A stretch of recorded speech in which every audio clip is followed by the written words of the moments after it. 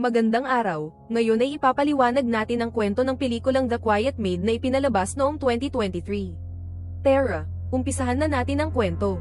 Si Ana, isang kasambahay mula sa Pilipinas, ay nagtatrabaho para sa isang mayamang pamilya sa panahon ng summer. Kailangan niyang tapusin ang huling buwan ng kanyang trial period bago siya mabigyan ng permanenteng kontrata at makapagsimula sa proseso ng pagkuha ng residence permit sa Hong Kong.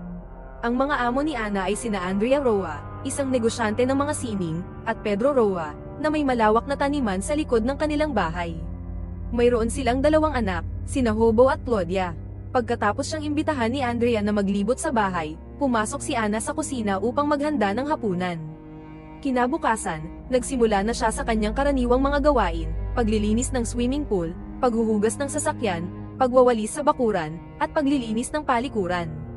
Sa mga gawaing ito, napansin niya na ayaw ni Pedro na pinapakain ni Ana ang pasang kalye na pumapasok sa kanyang taniman. Ayon kay Pedro, sinisira raw ng pusa ang mga pananim, kaya pinatigil niya si Ana sa pagpapakain dito. Habang nagplantsa, tumawag si Ana sa kanyang ina upang ikwento ang tungkol sa trabaho. Lumalabas na siya ang panganay at pangunahing breadwinner sa kanilang pamilya. May kapatid siyang si Eva na kakagraduate lang sa high school at nais mag-aral sa medisina.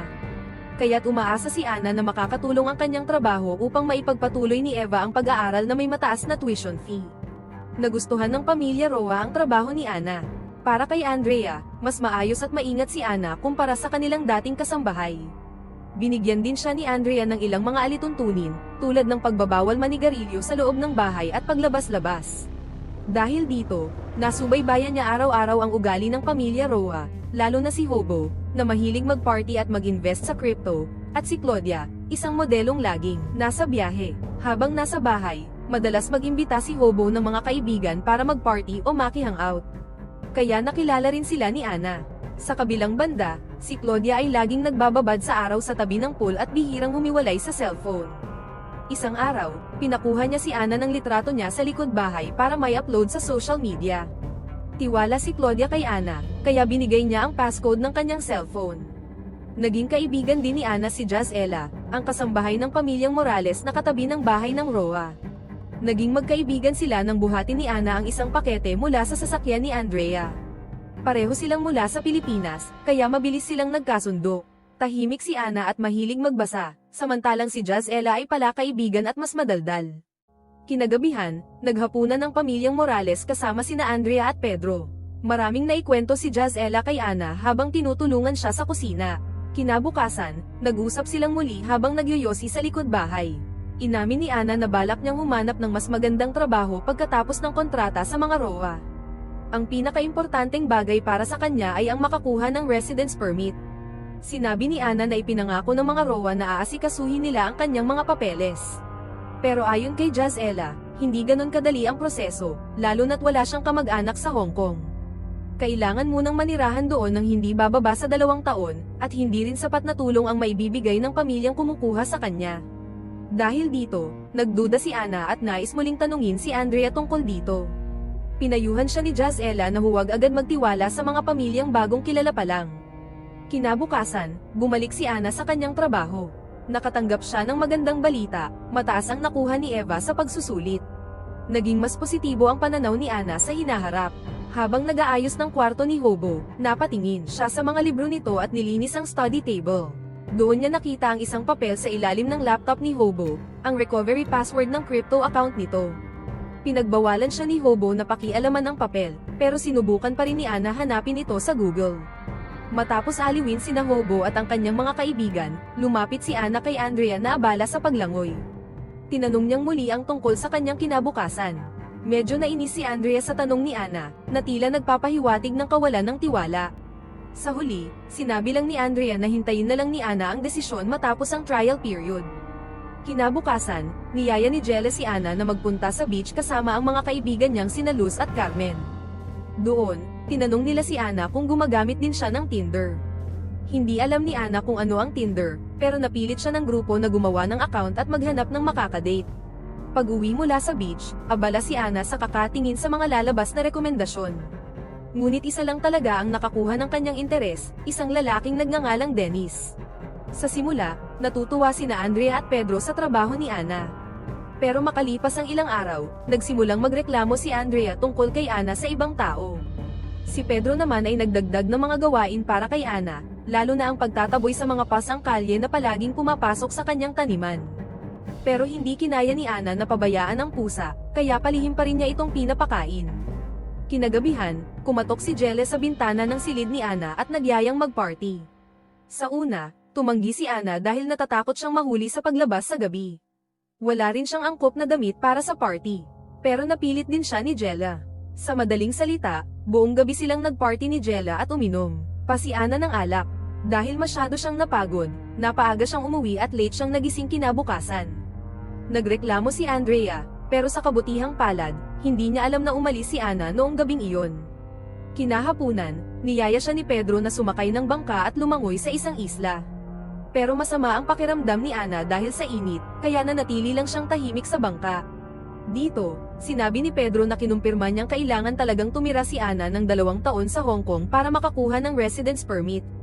Gayunpaman, sinabi rin ni Pedro na hindi nakakailanganin ni Ana ang permit kung papayag siyang magpatuloy sa pagtatrabaho sa kanila. Nangako pa siya na itataas ang sahod ni Ana ng 10%.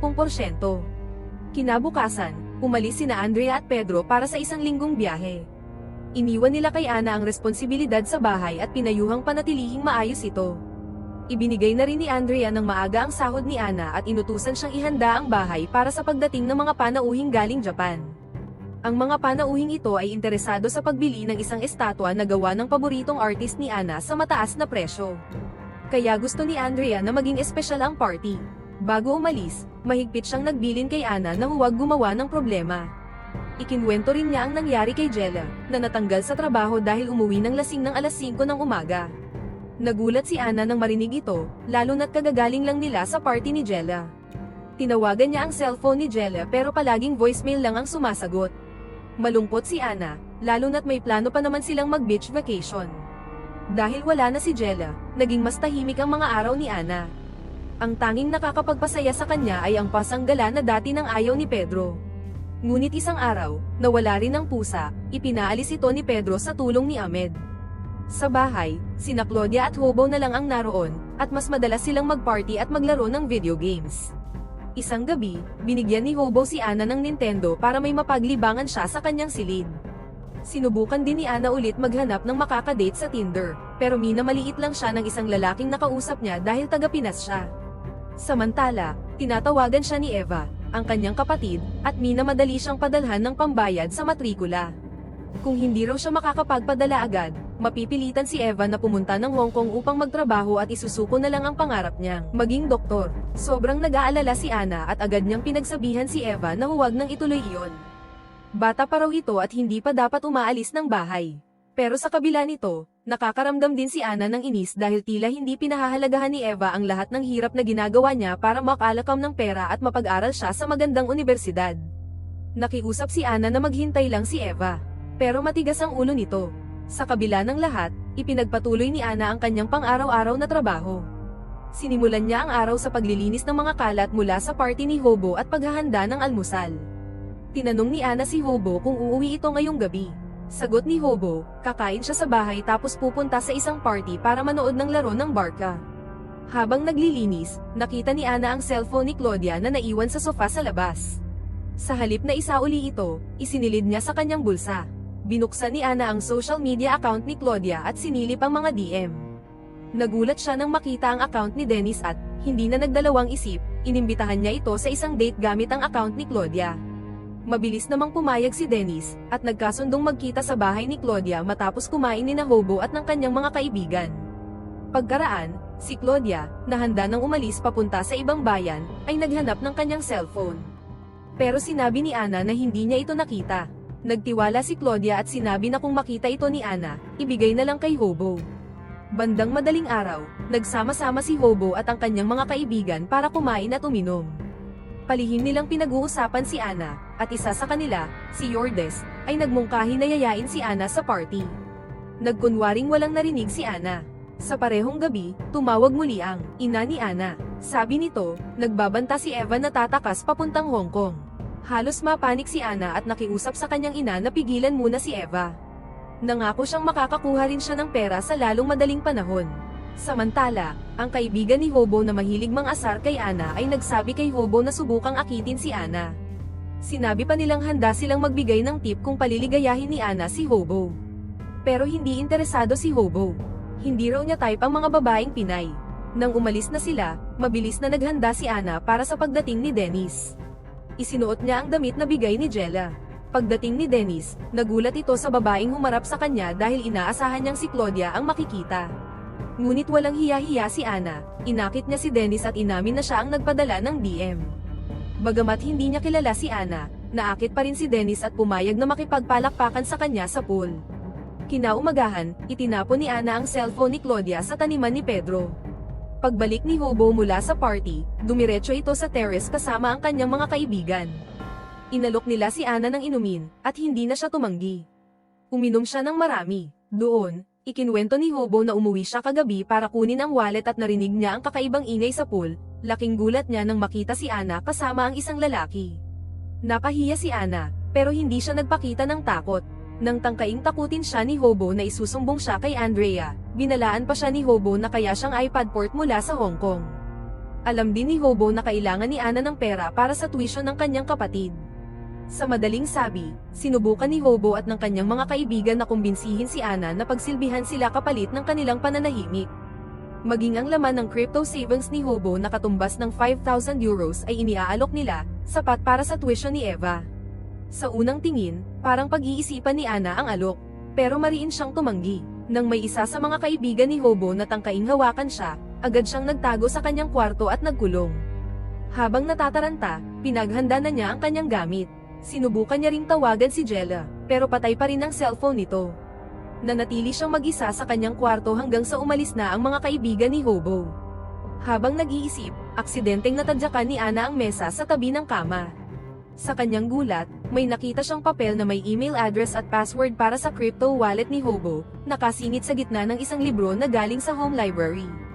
Naalala niyang may nakita siyang kapirasong papel dati sa silid ni Hobo habang naglilinis. Kailangan niyang hanapin ang natitirang bahagi para makuha ang kumpletong 12 keywords. Pumunta siya sa silid ni Hobo at palihim na naghanap habang naliligo si Hobo. Pero kinailangan niyang itigil ang paghahanap dahil dumating na si Andrea. Gulat na gulat si Andrea nang makita si Ana na hindi pa nakabihis. Sinabihan siya ni Andrea na agad na magsuot ng asul na uniforme. Matapos nito, tinulungan ni Ana sa paghahanda ng pagkain at inumin sa garden. Mula sa kusina, sinigurado niyang abala si Hobo sa pakikipag-usap sa kanyang ama, kaya muling pumasok si Ana sa silid ni Hobo para maghanap. Habang nagkukubli, narinig niya ang usapan ni Andrea at Pedro. Malinaw sa kanila ang mga ginawa ni Ana habang sila'y wala at balak na nila itong paalisin. Nang matapos ang party, inutusan na ni Pedro si Ahmed na sunduin si Ana ng alas 6 ng gabi. Mabilis na bumalik si Ana sa trabaho para hindi siya hanapin. Sa huli ng party, nagbigay ng maikling talumpati si Andrea at inimbitahan ang mga bisita na manood ng video mula sa iskultor na si Xavier. Samantala, dumating na si Ahmed. Sa pagdating nito, nagmadali si Ana sa paghahanap ng papel. Wala siya sa mga libro ni Hobo, kaya nag-isip siya kung saan pa ito pwedeng itinago. Sa huli, natagpuan niya ito sa likod ng isang painting sa kwarto ni Claudia. Sa hindi inaasahang pagkakataon, nahuli siya ni Andrea habang hawak ang painting. Ngunit hindi na siya nagtago o nagpaliwanag. Tahimik siyang sumama nang yayain siyang kausapin. Ilang sandali pa, tuluyan nang umalis si Ana sa bahay ng pamilya Roa. Sa kanyang paglalakad, inilabas niya ang 2 piraso ng papel. Kumpleto na ang 12 keywords. Agad siyang nag-login sa crypto account ni Hobo at nakahinga ng maluwag nang matagumpay niyang makuha ang Ethereum savings nito. At dito nagtatapos ang pelikula.